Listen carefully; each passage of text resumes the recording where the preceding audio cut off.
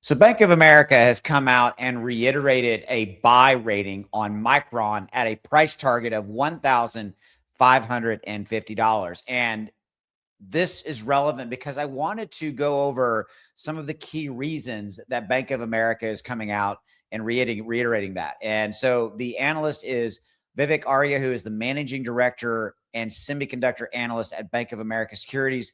Again, reiterating a buy and a price target of $1,550. Now, I'm recording this video in after hours trading. And you can see right now that Micron basically closed the last trading session at $992. So we've got north of $560 upside here. Now, this is what I would call kind of a middle of the road buy rating, because there are ratings from other analyst firms out there that go as high as $2,200. But I thought that this one was really interesting. Number one, it's Bank of America, one of the biggest, most well-known names out there. And I wanted to dig into this because there's some very, very key things that Vivek has pointed out as to the reason for reiterating the 1550 buy rating. And we want to jump into that. So I want to kind of preface this and reiterate. Remember, Micron has changed their business. It's no longer as cyclical of a business. 16 strategic customer agreements, $100 billion in revenue associated with that. $22 billion has already been deposited with Micron. They're using that for fabrication, capital expenditures for their own business to continue to grow it, things of this nature.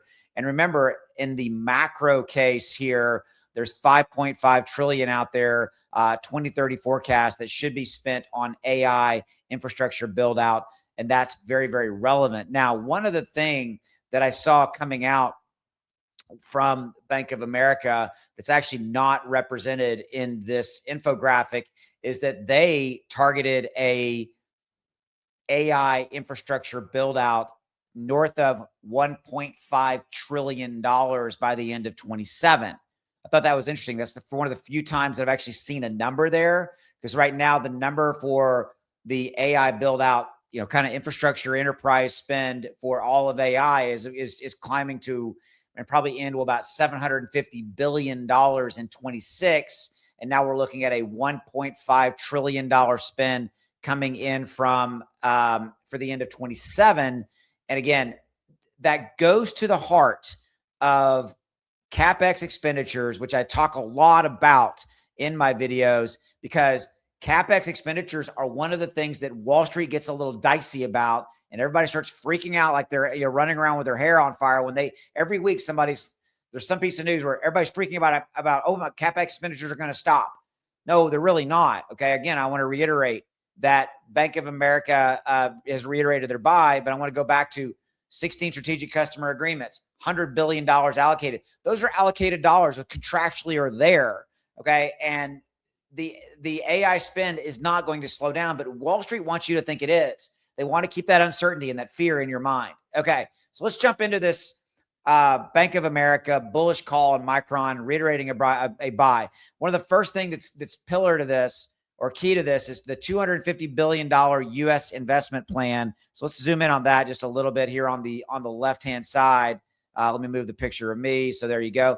On that first column on the left, they're referencing the $250 billion U.S. investment plan that Micron is making into the U.S.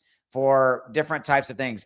And right here, you can see it's the expansion of memory fab facilities in Idaho, in Clay, New York, continued development of the mega semiconductor campus, in Virginia, additional investments to strengthen capacity. Okay. $3 billion supply chain initiative, 10-year silicon wafer supply agreement with Global Wafers. That's all part of that $3 billion agreement. But Micron is increasing its U.S. investment to more than $250 billion through 2035, up from $200 billion. So they're even allocating even more. Do you think Micron would be doing this if they were worried about CapEx dollars slowing? No, they are building that fabrication infrastructure, those fabrication facilities to meet demand. And some people would stop me right there and go, well, Austin, if they meet demand and then they go past that demand supply, then we're going to have a glut of chips. Good point. Glad you raised it. That's simply not going to happen. Micron is going to manage this. They are going to, just like SK Hynix, just like Samsung, they're all three combined controlling 90% of the entire memory market as it relates to the AI initiatives. Okay, so I'm going to reiterate those numbers. Beyond that, Micron is not going to it's not going to overbuild to put a glut of or an oversupply of memory chips on the street.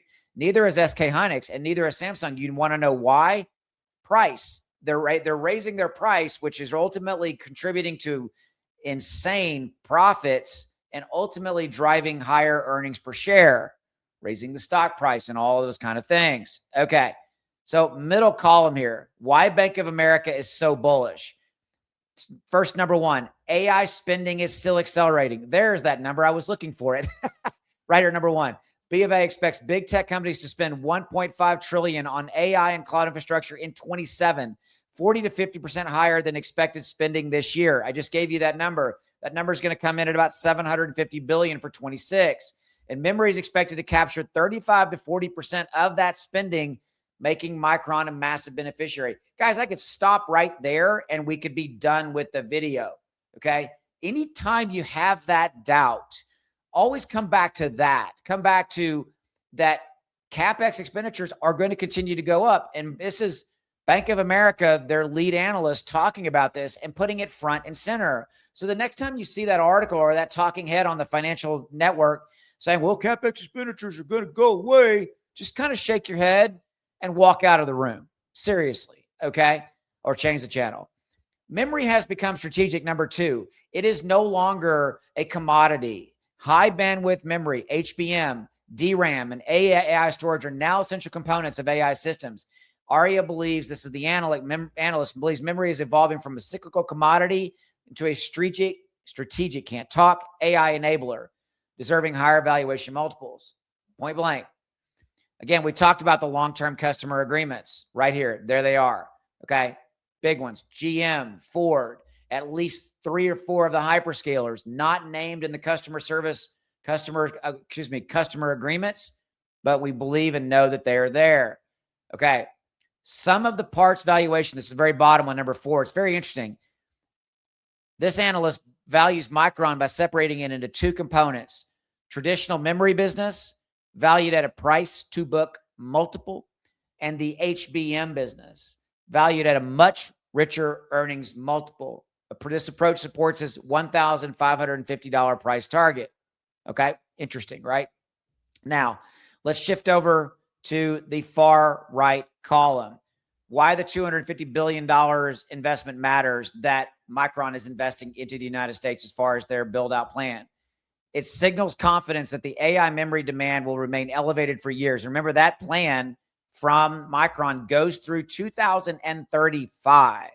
Right now, the roadmap that we can see for CapEx expenditures goes well past 2030 at about a $5.5 trillion spend on all of AI build-out spend by 2030. And the number by 2033, $7.5 trillion. That's what other companies, hyperscalers, big enterprise companies are going to be spending on AI. And again, Micron, SK Hynix, Samsung, they stand to value and benefit a lot from that.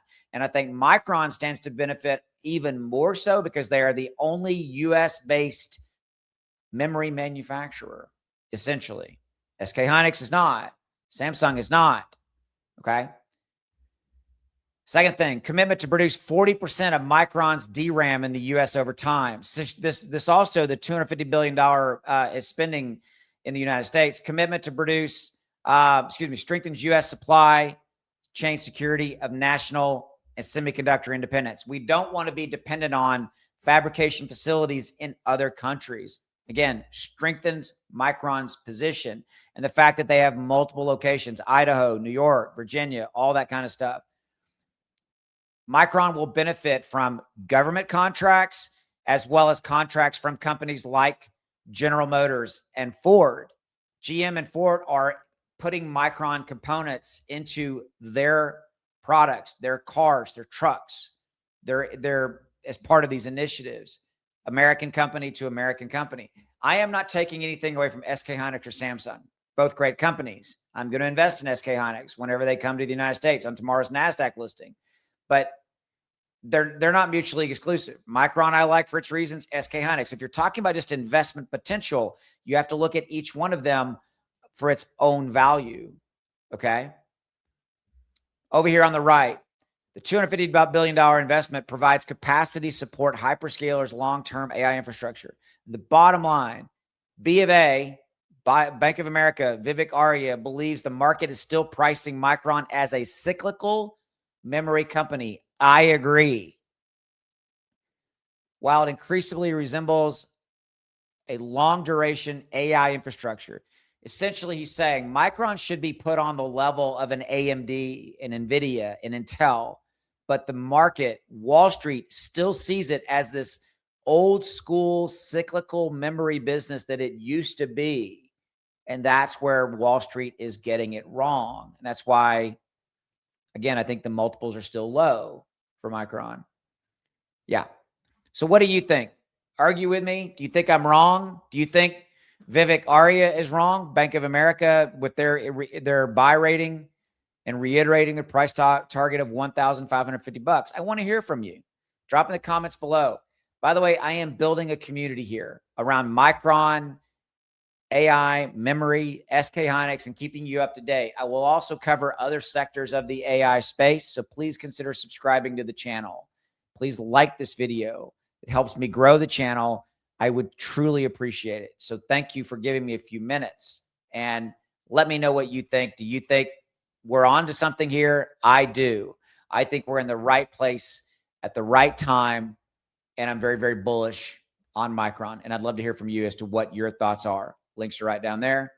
I'll see you in the next video. Take care.